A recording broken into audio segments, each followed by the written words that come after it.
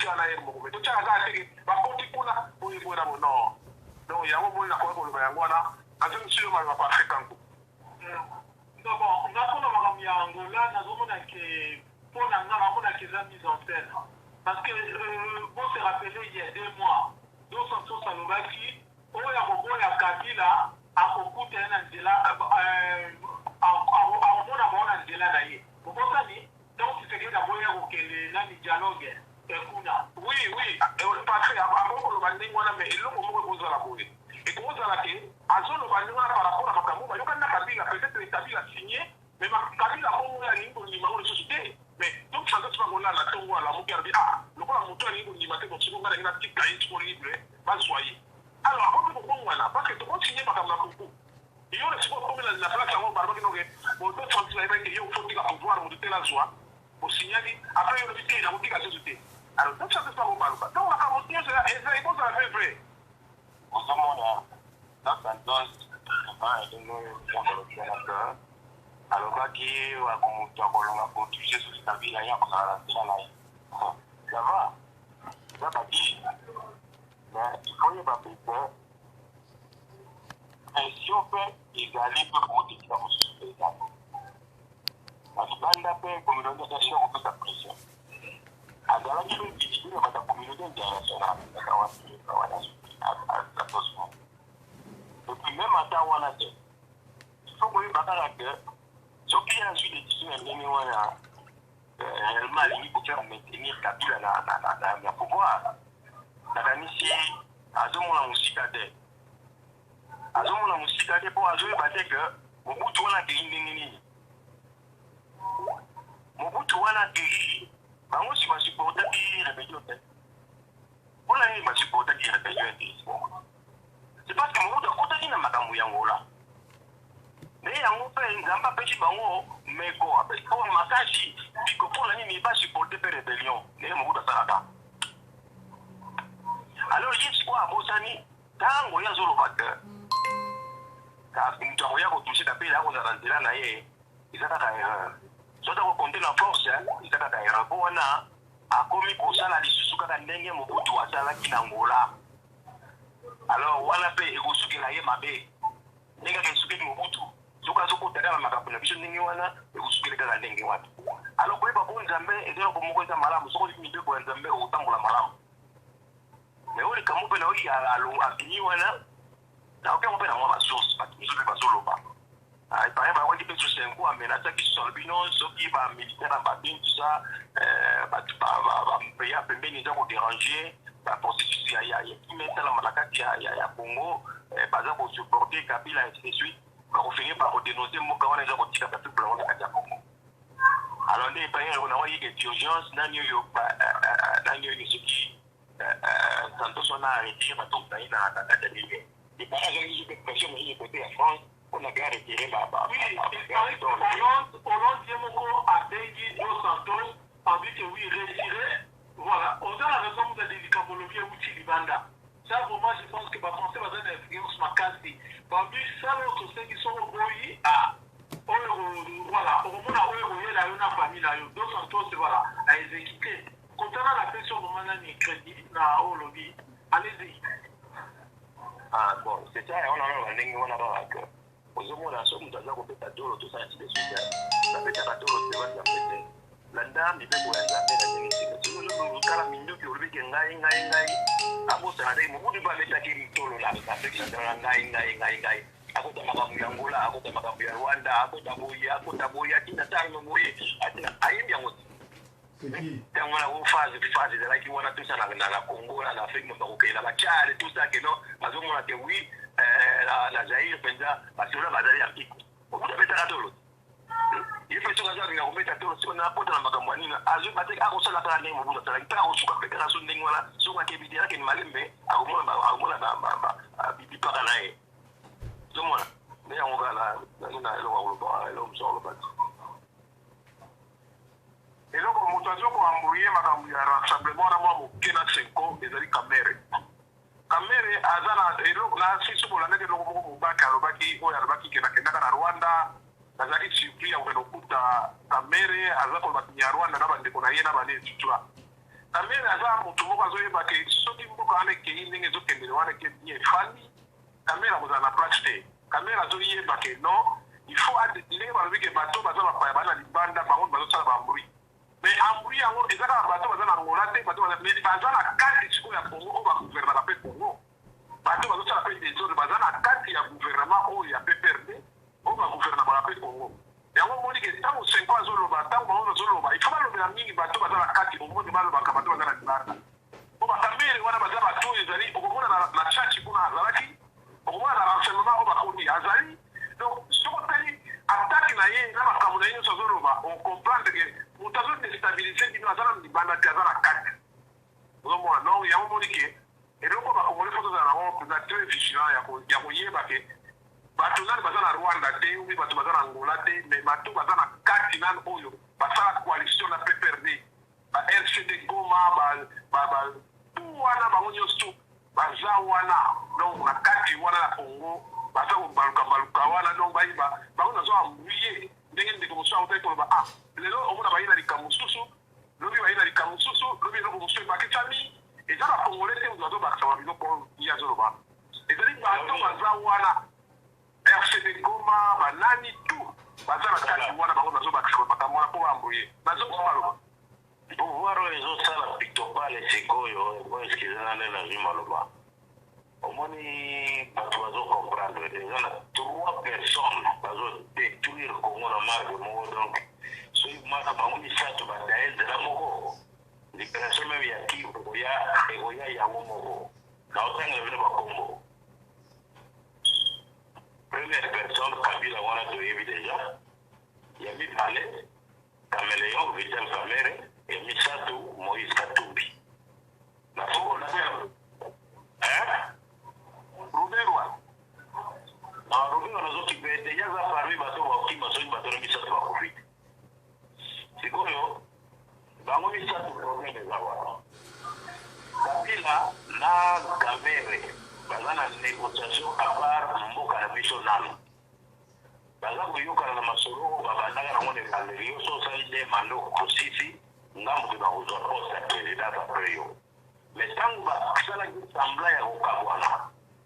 lokola ye ayebi ne politike bien te akanisaki libo moto oyo namoni akomodetruire na ndenge ya solo ata so toyokanaki yango vraiment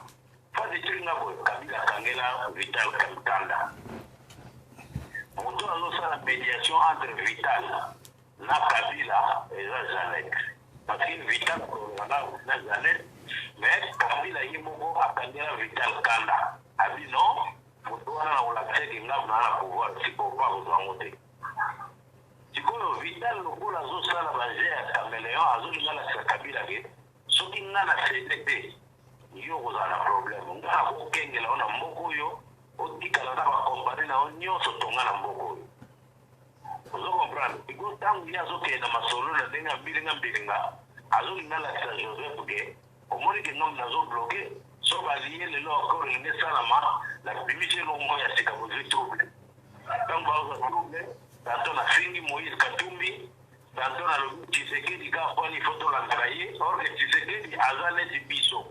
tandi bato baboteli biso mboka eza biso na baTshisekedi bayibi biso mboka siko bango tura wana lokola bakozi confusion Moïse Katumbi abimi na ra ya Kabila pourquoi parce que Katumbi balingai badejene ye ntango bali badambe ye atimbeli ke non petit ya Rwanda elinga sakalanga basole bakiungu na bafamille na bango bayokani babi non problème ezali ya foto réconcilier na papa na biso oyo tokomaka bandeko na ya baluba ete na Belgique kende komona ye osala pardon na kombo ya biso bakiungu Tshisekedi lokola aza moto wana motema ndimi Moïse sikoyo aye na kana biso lokola bato bakotoli mboka Moïse azokana Kabila Kabila azokana Moïse Vital azokana Moïse Moïse azokana Vital Kabila azokanela Vital Vital mpe azokanela Kabila c'est 3 éléments dangereux bango wana sikoyo plan na bango misato ezosala ke na kati na bango misato nano oyo tokoki kotolere sikoyo fe ovie na biso Tshisekedi asignale biso toyeba vie d'après yo to apuye nani ata aza rwandais mais to apuye nani mpo yo oleki ye na mayele mpo déjà mpo na nga point de vue na nga ezali ke Moutoula Moïse Katumbi ne peut pas diriger le Congo pour Kokate. Aza la capacité wana te. Aza na mayene ya politique te. Mais par contre, ce côté vital, le roi aza na langue ya vipère, a gérer na ndenge ya lole mwanyoka. A gérer. Mais est-ce que Kabila akoki ko diriger Congo malgré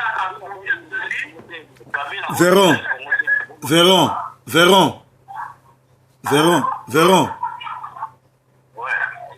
Vital Kamerhe a dirigé Congo te po azali na sida pe azo bimaka na basi ya bato, basi ya ba musicien. C'est-à-dire aza irresponsable. Ako comme président Congo te abimaka na basi azala bambanda ba jibe ya ba wera ya ba musicien do yemoko amikitisi na niveau ya ba musicien ko bimaka na basi ba musicien ko kabolaka sida na bana mike. Akoyi ko zala président Congo te même pour na 1 minute.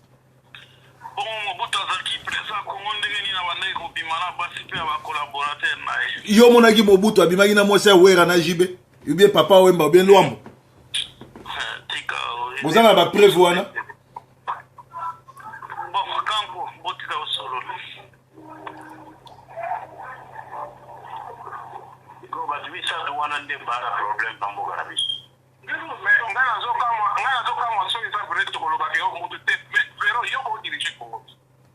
omoni makamboleti ya kodirige totala nano yo verona kabila totala nano chabino mibale kabila ayaki kasila tunapesi bino baelema dangere nano ngana za elema dangere ngaka sikio kaka soki nazwi 20 personnes ya kuanyao bandimike tokenda kisasa lokola bakomersan lokola bakongolais libre mais tomani olia lwazi lokola bakamere baoyo nani barube wa banini kaka kabila nene atika na Tanzania otira kuna lipesa yokazi mpona kolobana bamilitaire bodepose baarme na bino ou bien bavrai congolais zairo baza na arme bokangelanga bamilitaire rwandais apati na kodirige Congo na pete. Véron donc Kabila akima na Tanzanie ti lelo Véron akimane na Tanzania za na kinte aza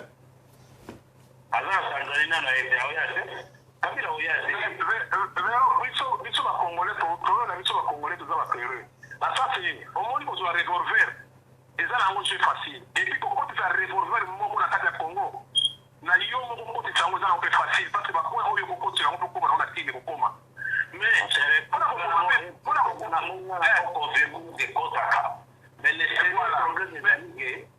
petit wana abeta match moko na koexplike bino ngo sikobo omona keka moto akosanga raison aza te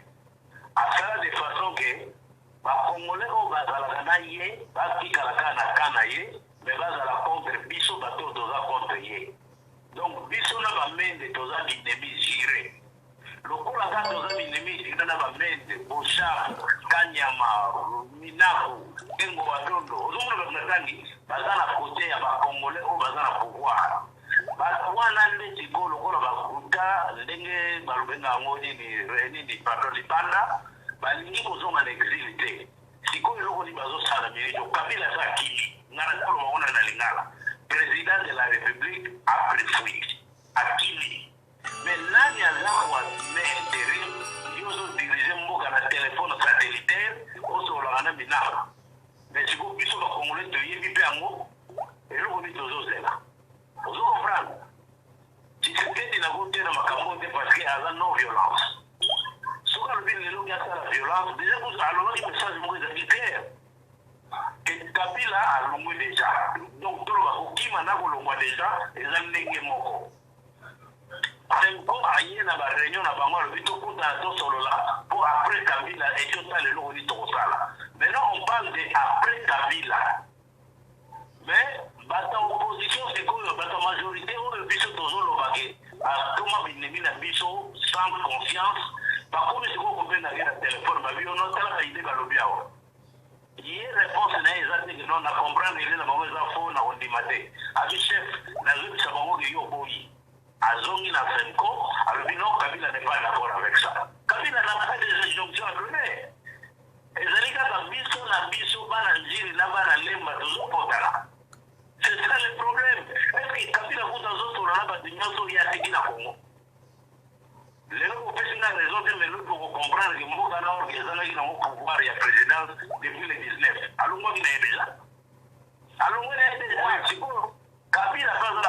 na ye moko personnel oyo ye aza na bainformation na ye ke petit sala attention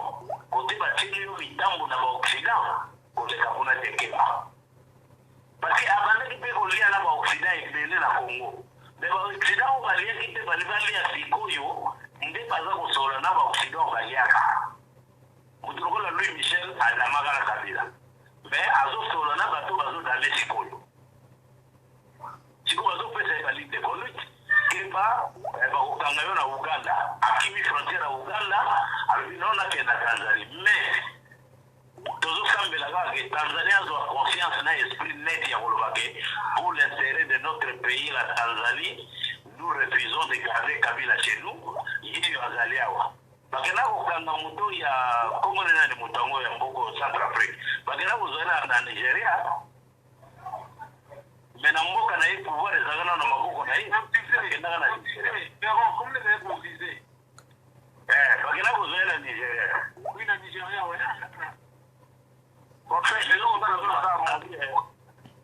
parfait oui mpona nini yo na facebook oyaka na bakomba bandeko nanga rita sali oyo tozomasoloko biso bapolémique na nga nalinge na nigeria ezalaka na nigeria te azalaka na congo azolinga bima bakangie na frontière ya entre congo nani mboko na bosani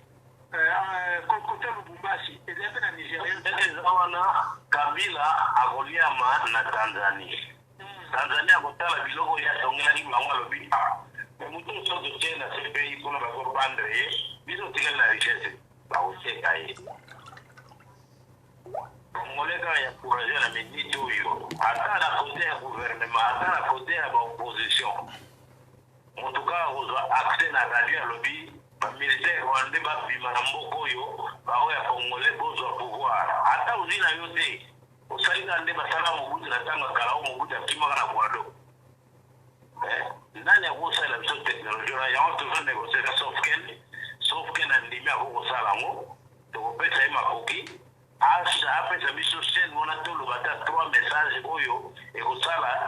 ekokabola bamilitaire congolais na baétranger na bapoliticien congolais na bapoliticien étranger baza na kati oza ntango bakabwani mobulu ekoti na mboka na ndenge ya media bayebiki ekwe na maboka bato mosusu bango ntango bazoloba ezoyokana te sauf ke na te biso tozosala makelele oyo tosalaka eleki na chaine akili bana kili bakotelema banda njiri ti na sitema mokutu makambo kabila toyebaka ese esila nango kala ndenge na media ezalaka bongo bobeta basasi te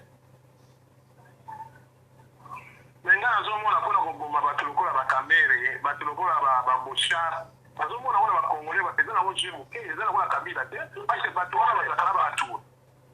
kaka oye na micro lokola journaliste lokola ye alingi kokwakola tro obimi lokola bajournaliste oyo bakino ya miki ono ye alandaka oye na micro mbebotuane na forme grenade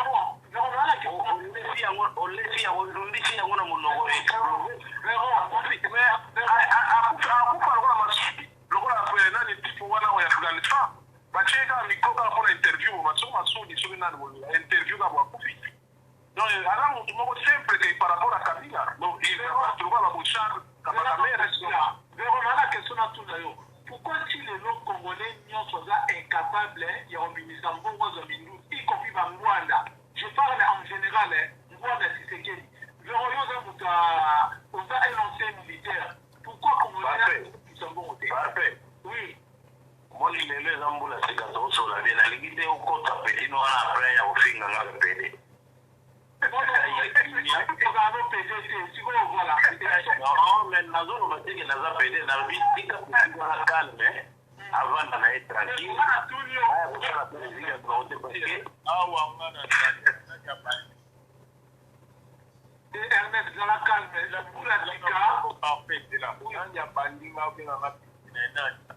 vraiment mais alors là zala wa petit parce que yaza na teko lozo na lobi moni da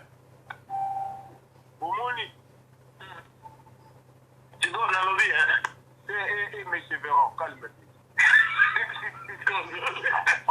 ngai naza na temps vraiment ya kotwana te naza na mawa ya bakongolo nalingi te nasalaka batease oyo episo esilaka te à l'aise tranquille quand tu pars. Yo to bandinga. na bandio na ndiki ngana zana 51 na yuza na mula bole na bibi na zana 51 na yuza na mula bole c'est normal. Mais na lobi est tout ça prédité au lieu de mauvais na ko changer ça que na président na bien yo petit et là on est pas ça voilà kabila zo petit bon bema na petit yo on a même kabila na benga ni kabila na za petit na lui a parfait yo kana yo linga yo sana kozo ka watu ya maisha yo gasi ko babiloga lo bago pesa la batu basoda yo so banga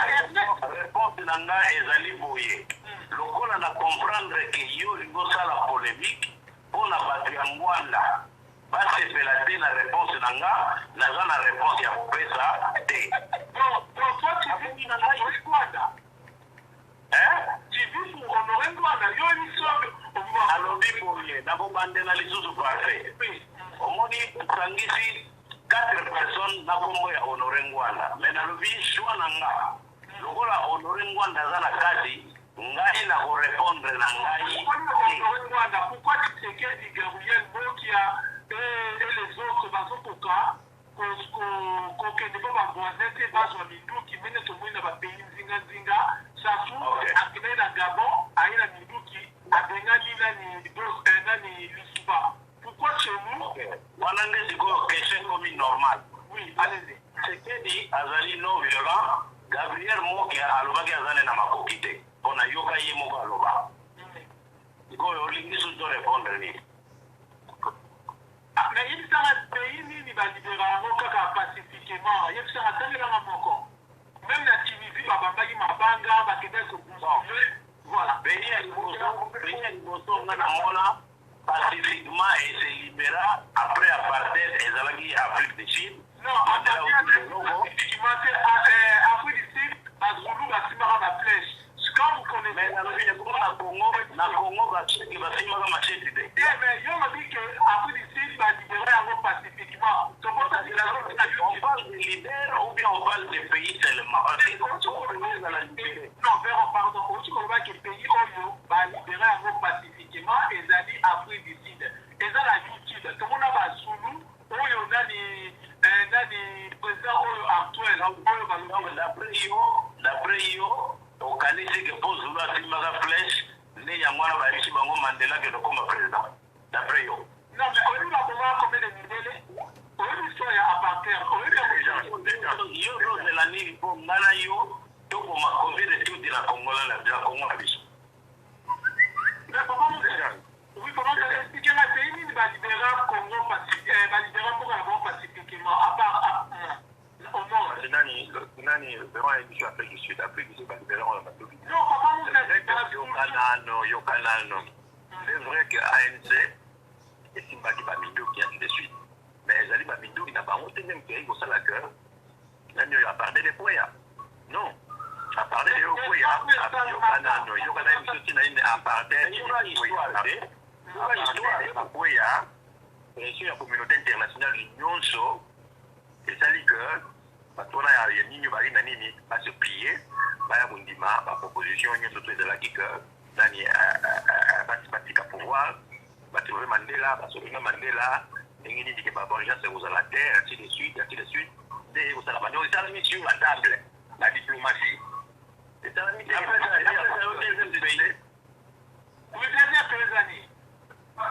premier pays sud Afrique, tanga histoire oyeba ndenge ekomaki libre,